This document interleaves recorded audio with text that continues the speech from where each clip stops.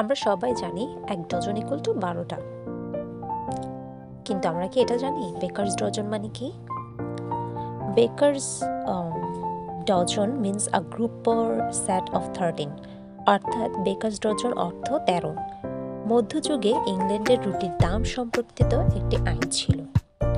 সে সময় যে বিক্রেতা রুটির ওজনে কম দিত তাকে ইংল্যান্ডের কিং কঠোর শাস্তি প্রদান করত।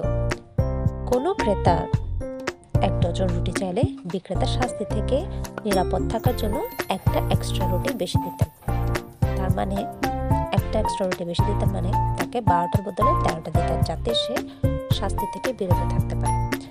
এটা একটা বেকারস ডজন হচ্ছে একটা phrase in idioms. It's equal to 13. Thank you for watching this video.